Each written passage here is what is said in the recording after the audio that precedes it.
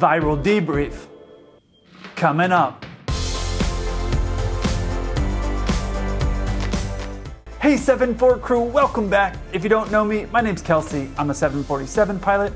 My channel, 7-4 Gear, is all about aviation. I think by now all of you know what the Viral Debrief series is all about. I want to thank all of you who have been sending me videos on my Instagram and also on the 7-4 Gear forum.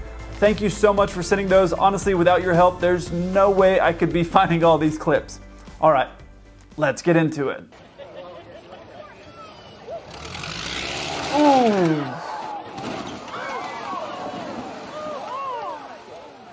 Man. What the pilot is trying to do here by adding power is they're trying to actually slow down the rate of descent. If you add the power, what it's going to do is instead of the plane sinking faster, it's going to help push the plane forward. By doing that, it's going to be a lot more gradual touch onto the water, and it's going to save it from slamming into the water like that. Listen again when he starts to add the power. If you've ever had a hard landing on a passenger plane, that's basically what happened. The pilots were very low on speed, and sometimes you'll hear them right before touchdown, they'll rev the engines up, and the reason they're doing that is to help make the landing a lot smoother. But in this case, the pilot didn't add power soon enough, so by not adding the power soon enough, it basically slammed into the water. Had the pilot added power here about 10 or 20 feet earlier, the landing would have been a lot smoother, and the nose of where the engine is probably wouldn't have broken off into the water. I have been told by different pilots that do a lot of float plane flying that it is a lot harder to judge the distance from the ground, especially when the water's very calm. Now this water didn't look super calm, but I've never landed on water, so I'll let you know if I ever do how hard it is.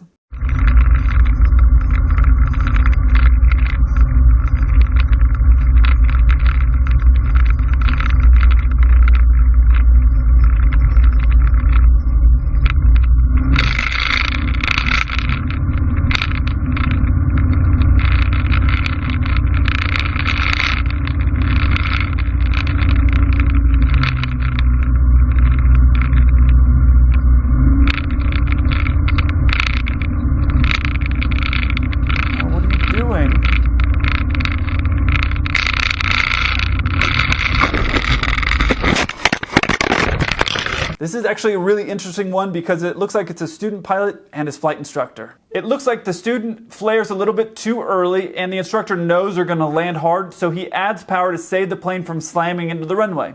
That's good. That's something that we all do during flight school. Then the strange things start happening. If you do a go-around, which is what a pilot should do when you're boarding and landing, which is what they're doing here, and it's actually one of the first things we learn in flight school, but something that's weird is that you would want to keep your wings level. Why? You want to get away from the ground as quickly as possible, and keeping your wings level is going to allow you to do that.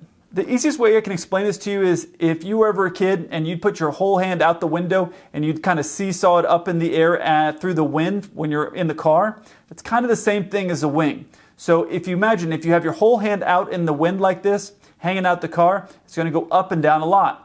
And if you put out just 2 fingers, for example, and you didn't put it all the way out the window, there's not a lot of air that's hitting your hand, so the impact to force your hand up or down is not very much.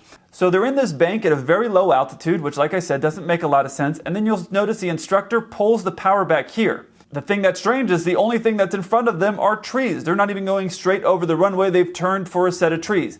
That makes no logical sense whatsoever. Especially at this low altitude, you'd want to get up higher before you pulled the power back at all. You see him look up right here and realize that they're basically tree level. He gives full power, but then again goes into a bank. So he's reducing his ability to climb away from the ground. By having your wings level, it's like having your whole hand out the window, and it helps your plane get away from the ground. You'll notice in most cases when a pilot does a go-around, they go straight for a while. Obviously, that doesn't work if there's a mountain or something ahead of you because you're never going to win against a mountain.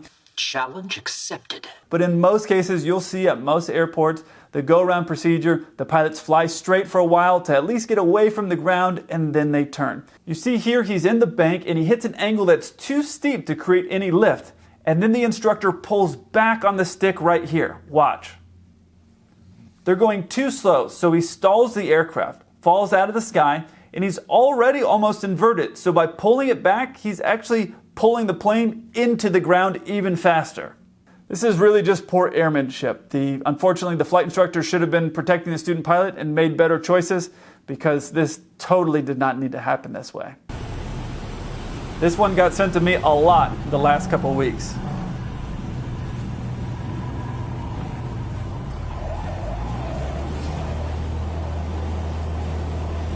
Pull the power, stomp on the brakes.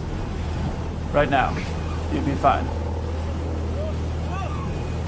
Man, this one got sent to me a lot on Instagram this last couple weeks. The pilot lands to the left of the center line, which you can see right here, which by itself is not a big deal. I've done it literally 100 times in flight school. Then he lets the aircraft drift to the left side of the runway. That's not good, but again, not terrible. You can just get on the other rudder and steer it back to the middle of the runway. But instead, he chooses to do a go-around. The problem is the plane's not going fast enough to get up in the air, but the pilot pulls the yoke all the way back into his chest. Without getting in all the aerodynamics of how a plane flies, by pulling back on the yoke like this at this slow speed, he's actually increasing the distance it's going to take off the ground. As he goes off the runway over the grass, the pilot here is using his yoke, which he is trying to turn like it's a steering wheel. By doing that, he is again preventing his plane from getting off the ground. On most small planes and on some large planes, you steer the plane with your feet. On big planes like a 747 or most any commercial jet, there's something else called a tiller that helps the pilot steer. But on almost every plane, you're going to use your feet to turn left or right, not the yoke. Right here, if he had just pulled the power all the way back and stomped on the brakes and just steered away from the hangar, he would have had a lot of explaining to do, but he would have been fine. Instead, he doesn't make any changes, and then he drives it right into a hangar. These are some pictures here of the incident, and luckily the man in this video was okay, the plane not so much. So him having the yoke yanked back and turned all the way to the right is really only hurting his ability to get up in the air. And even if he did get in the air, with how much he has it turned, he would just slap his wing on the ground, so it wouldn't do him any good. I've said this in a lot of videos, and some people criticize me for it, but if your plane is not giving you what you want, it's important that you do something else. So this guy's obviously wanting to get up in the air, and he's wanting to turn to the right. But instead of doing something different, he just keeps holding it and turning it more, and it's not giving him what he wants. Obviously, if he had pulled the power or done a lot of different things, he could have prevented this situation from happening. But instead, he had a little bit of a sensory overload, and he just flew into the building.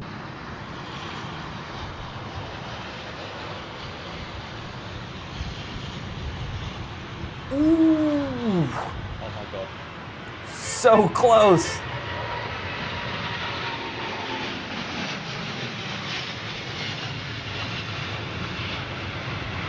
Man, he almost smashed his nose in.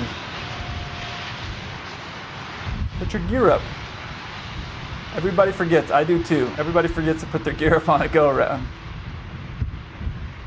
This is actually a great example of a gusty weather go-around. These pilots did a really good job. This nose-over that happened right before touchdown, that is very dangerous. Most pilots at this level of experience that are flying a large wide-body aircraft like this know that you can't nose an aircraft over and have the nose hit the ground.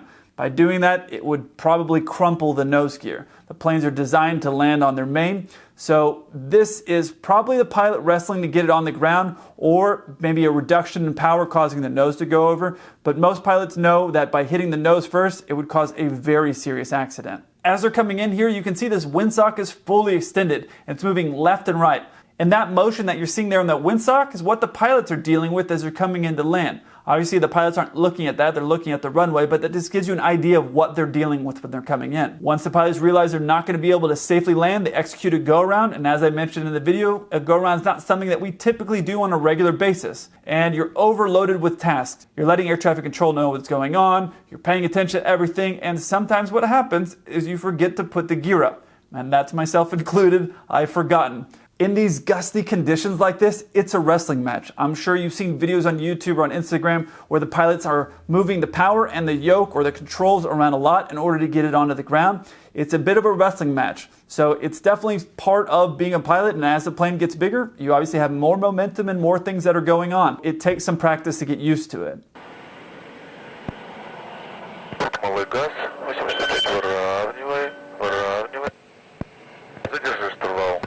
Too fast. Плавненько подбери. Еще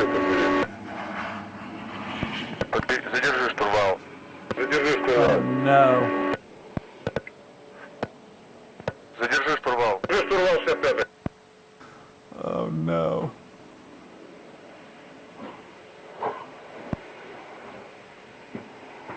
This is actually something really funny to watch. It's called porpoising, and most every pilot's done it. It says in the video that it was filmed in 2006, but it looks like it was filmed in some 1980s camcorder. It usually happens in flight schools. In my experience, it's a result of the pilots coming in too fast and the plane wanting to continue to fly.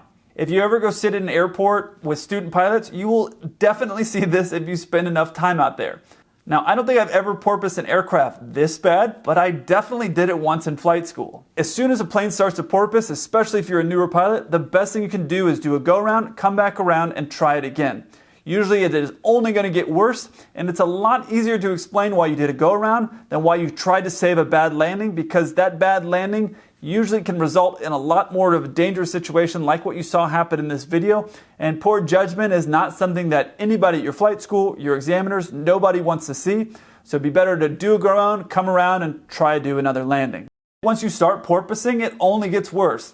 And then you're going to be slowing down, getting back up in the air again, even higher with less momentum and less speed. So it's very easy to lose altitude and slam on the ground.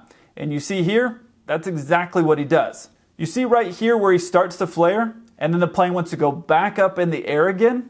That's indicating that the plane is coming in too fast and he flares too much. When he pulls back like that, the plane has so much speed, it wants to go back up in the air again. Then you see him coming back toward the runway with the nose pointed down at the ground. And then he doesn't flare right here. You can see the nose of the aircraft is hitting before the main tires. If you're ever flying in a larger aircraft and you do what you saw in this video where they're landing nose first, it happens sometimes. An example that comes to mind is a few years back in New York, in LaGuardia, Southwest had a situation where they landed with the nose down first and it crumpled the nose. It's a great example of landing on the nose and why you should never do it. The alternative, if you had to land, no matter what, you had to land for whatever reason, your plane was on fire and you were porpoising down the runway, what you can do is add a little bit of power, level off the plane, and then try to get back in and land at a normal descent rate. If you do what these guys are doing, which are just trying to get the plane back on the ground with no extra energy, it's exactly what you saw is what's going to happen. So if you have a long enough runway and you have to get on the ground, add some power, level off, then pull the power and come in at just a normal descent that you would normally do, and that will stop the porpoising from happening. But if you are a new pilot and you're anywhere in training, the best thing to do is if you can go around, and then come around and do it again. I look forward to hearing from you. Until then, keep the blue side up.